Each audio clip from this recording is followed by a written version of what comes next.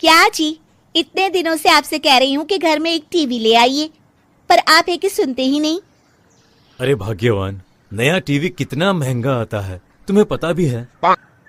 मैं कुछ नहीं जानती, नया हो या पुराना, आज शाम तक इस घर में टीवी आ जाना चाहिए। हाँ। रामू टीवी लेने घर से निकल पड़ता है। अरे नया हो या पुराना, टीवी तो टीवी होता है। एक काम करता हूँ, कहीं से पुराना टीवी खरीद लेता हूँ, कम कीमत में मिल जाएगा। चलते चलते उसकी नजर एक कबाड़ी की दुकान पर पड़ती है। क्यों भाई, तुम्हारे पास कोई पुराना टीवी है क्या?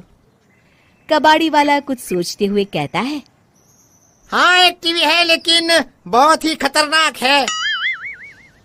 फिर कबाड़ी वाला टीवी का रिमोट दिखाते हुए कहता है, रिमोट के इस लाल बटन को कभी मत दबाना, वरना एक खतरनाक चुड़ैल टीवी से बाहर आ जाएगी। मजाक अच्छा कर लेते हो। चलो मैं टीवी लेके चलता हूँ। उसी रात रामू अपनी पत्नी के साथ टीवी देख रहा होता है कि तभी कबाड़ी वाला कह रहा था कि इस लाल बटन को दबाते ही एक चुड़ैल टीवी से बाहर निकल आएगी। चलो आज इस चुड़ैल को भी देख लेते हैं। रामू के बटन दबाते ही एक डरावनी चुड़ैल टीवी से बाहर निकल आती है।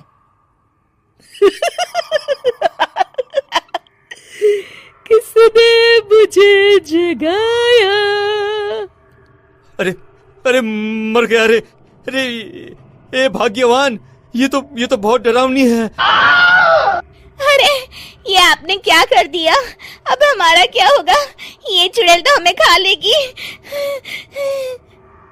अरे ऐसे कैसे खा लेगी, मैं भी देखता हूँ। अच्छा, तो मुझे बहुत हल्के में ले रहा है।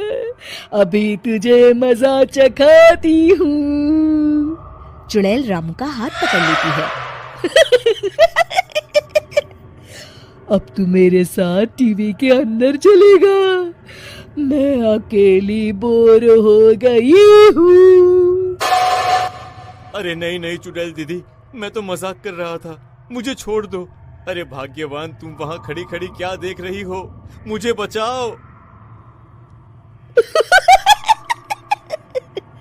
अब तुझे कोई नहीं बचा सकता। इस तरह चुड़ैल रामू को अपने साथ टीवी के अंदर ले जाने की कोशिश करती है। अरे कहाँ लिए जा रही है चुड़ैल? छोड़ मुझे। अरे कोई बचाओ, अरे बचाओ, अरे बचाओ। रामू की पत्नी रामू का हाथ पकड़कर खींचने लगती है। अरे चुड़ैल छोड़, मेरे पति को छोड़। तभी शोर शराबा सुनकर बाहर खड़े लोग अंदर आ जाते हैं और रामू का हाथ पकड़कर खींचने लगते हैं। अरे भाइयों, जोर लगाओ, छोड़ना मत। हाँ हाँ। अरे ये क्या, इतने सारे लोग कहाँ से आ गए? लेकिन मुझे कोई फर्क नहीं पड़ता, कितना भी जोर लगा लूं, मैं इसे नहीं छोड़ने वाली।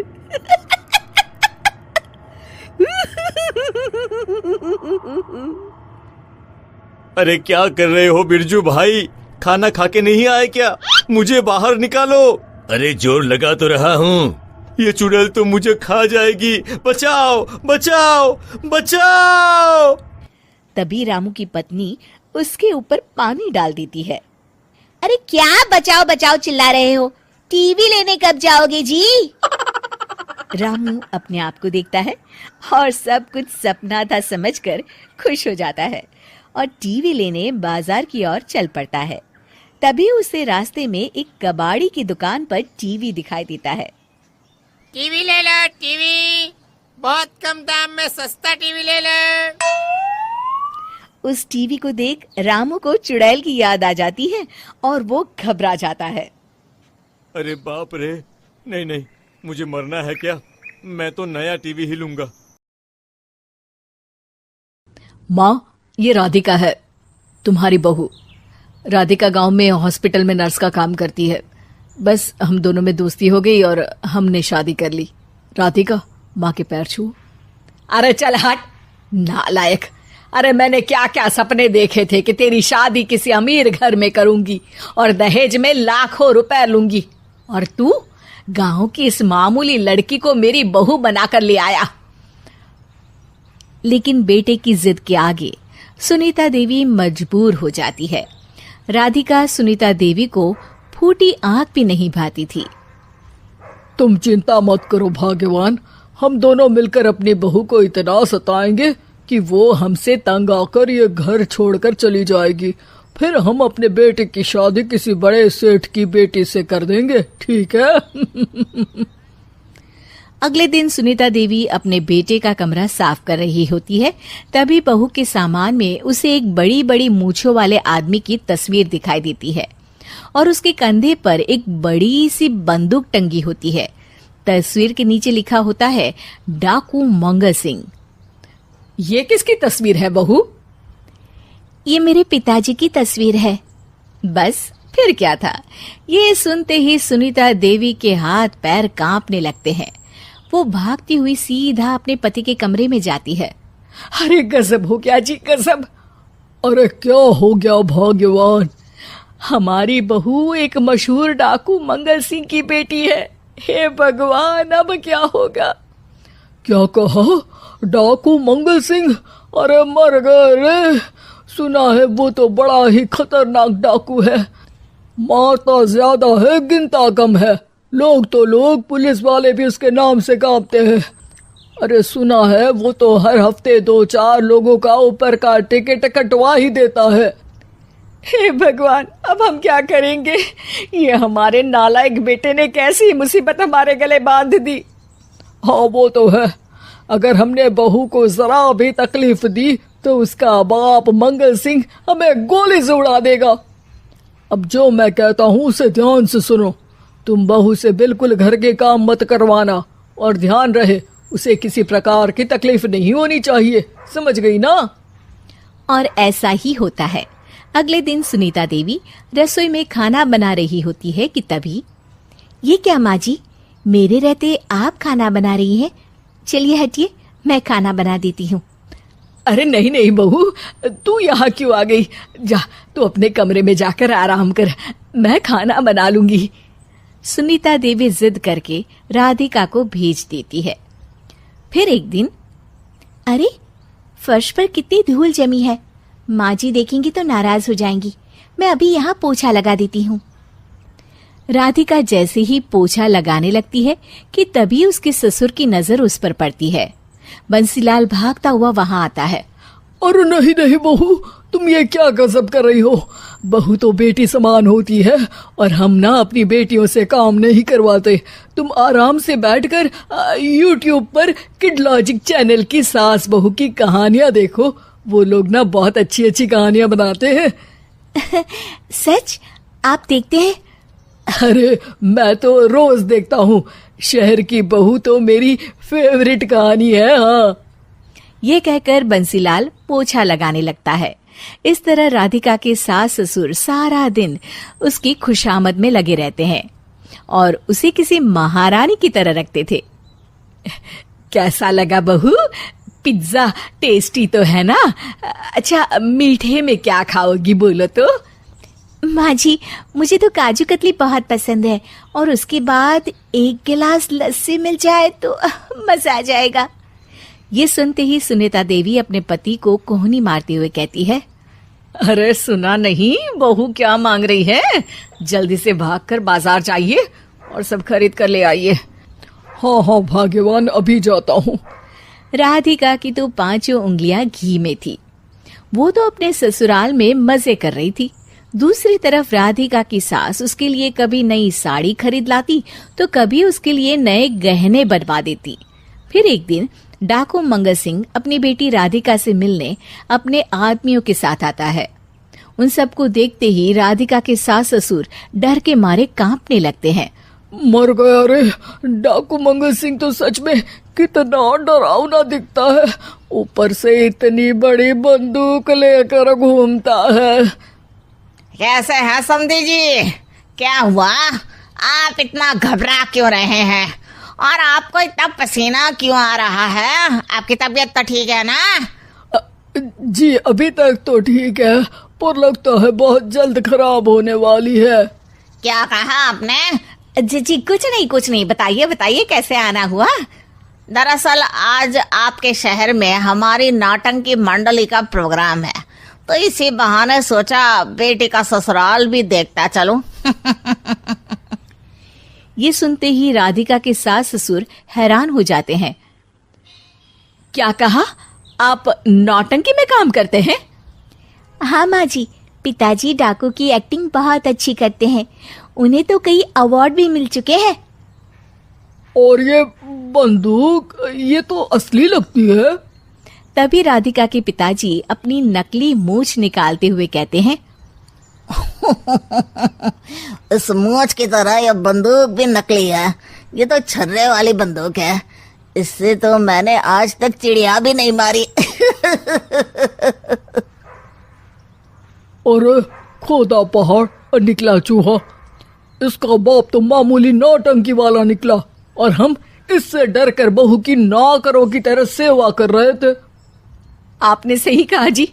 इसके पीछे मेरे कितने पैसे खर्च हो गए और काम कर करके मेरी तो कमर टूट गई सो अलग। अरे बहू, तूने अपने पिताजी के बारे में हमें पहले क्यों नहीं बताया? राधिका मुस्कुराते हुए कहती है, आपने तो कभी पूछा ही नहीं ना माँ जी। और भूखी सास ने पकड़ ली थी नवरात्रि के उपवास रखने की जिद। 9 माताओं के लिए 9 दिन व्रत रखूंगी।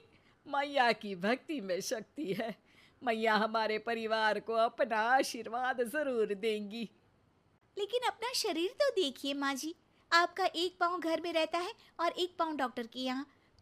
फिर से बीमार हो गई तो जय माता दी के साथ राम नाम सत्य भी।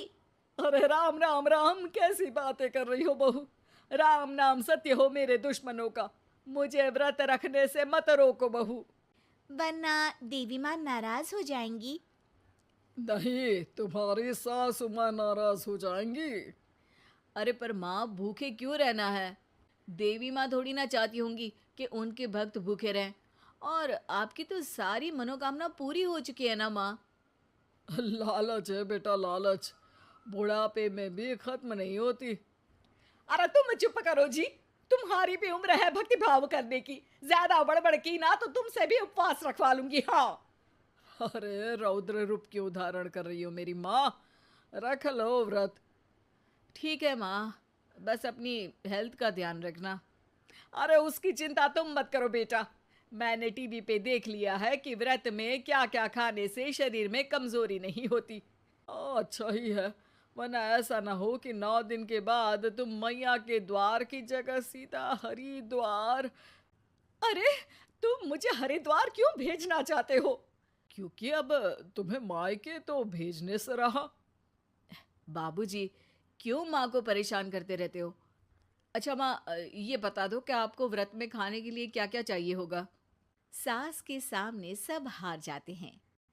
माँ के कहे सामान को बेटा लेकर आता है। नवरात्रि का पहला दिन है। नाश्ता कर लो, स्वस्थ रहो, मस्त रहो। मेरा व्रत से ध्यान भंग मत करो। अच्छा ठीक है, ठीक है। भूख लगेगी तो मेरी तरफ मत देखना, आई बड़ी। तुम कोई खाना हो जो तुमको देखूंगी, आए बड़े। माँ जी, ये लीजिए आपका फरियाली मिक्सचर। इससे व्रत नहीं टूटेगा। अरे इतना सा? दिन भर भूखी रहने वाली हूँ, थोड़ा तो और ला दे। पर ये सब तो सपोर्ट के लिए होता है ना माँ जी, पेट भर के थोड़ी ना खाना होता है। करवा चौथ का व्रत नहीं रख रही हूँ जो कुछ ना खाऊं पीऊं। हाँ यार, ये तो मैंने सोचा ही नहीं। तुम इतने सारे व्रत रखती हो तो मेरे लिए करवा चौथ का व्रत क्यों नहीं रखती? अरे जुबान पे तुम्हारा नाम न रखूं, व्रत क्या खाक रखूंगी तुम्हारे लिए। माँ के कहने पर बहू और भी फरियाली ले आती है, जिसे खाकर माँ डकार मारती है। इतनी जोर से डकारोगी तो दुर्गा मैया भी डर जाएंगी। तुमने तो उनके शेर से भी तेज आवाज निकाल दी। अरे शेर के जैसा पंजाबी मारती हूं मैं, देखना चाहोगे? तुम्हें पता है ना, व्रत रखते समय हिंसा वाली बातों से, विचारों से और बुरी चीजों से दूर रहना चाहिए। सही कहा। बुरी चीजों से दूर रहना चाहिए, इसीलिए तो तुमसे दूर जा रही हूं, दूसरे कमरे में। सास ने कई सारी ऐसी चीजें खाई जिनसे व्रत ना टूटे। बहू, सब्र का फल मीठा होता है। इसका मतलब ये थोड़ी है कि तू मुझे शाम तक फल नहीं खाने देगी। माँ जी, 1 घंटे पहले ही तो आपने इतना सारा। अरे एक खाता ही बना ले, उसमें लिखा करे कि मैंने कितना खाया, कितना पानी पिया। अरे नहीं नहीं माँ जी, मैं अभी फल लेकर आती हूँ। जोर से बोलो। नहीं माँ जी, मैं फल लेकर आती हूँ। अरे ये नहीं, जोर से बोलो, जय माता दी। सासू माँ एक साथ बहुत सारे फल खा लेती है। माँ जी, इतनी जोर से मैं डर गई। अरे भक्ति की शक्ति की पुकार है। पुकार नहीं, डकार है। हाँ हाँ, ठीक है ठीक है। चिप्स और लेकर आना जरा, उससे भी व्रत नहीं टूटता। माँ जी, आज ही सब खत्म हो जाएगा, नाश्ते का ही टाइम है। अरे ठीक है ना बेटा, मैं अब कुछ खाऊंगी ही नहीं, तुझे इतनी तकलीफ है तो। नहीं नहीं माँ जी, मेरा मतलब था कि उपवास में सिर्फ इतना खाना चाहिए जितना शरीर के लिए सही रहे। स्वाद के लिए खाने से तो अच्छा है कि उपवास ही मत रखो। माता जी की कृपा तो वैसे भी बनी ही रहती है।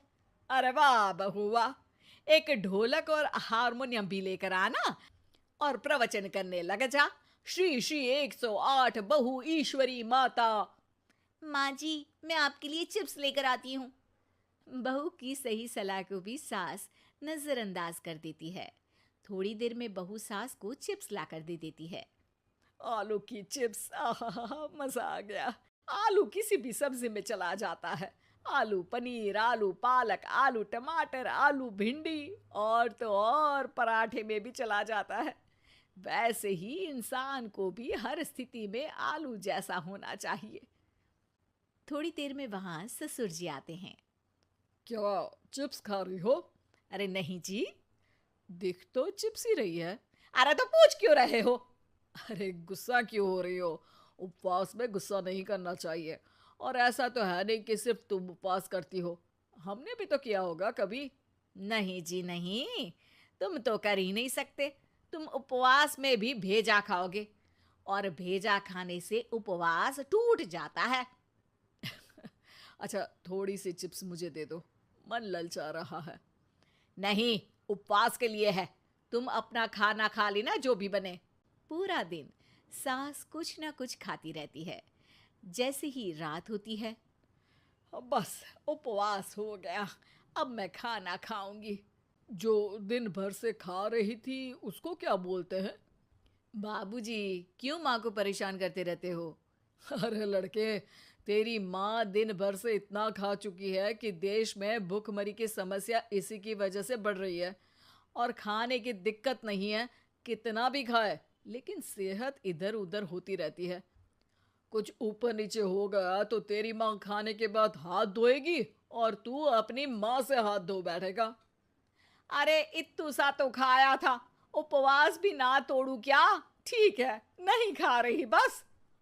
अरे बहू तुम ही बताओ, ये इत्तू सा मतलब कितना खाया है इसने?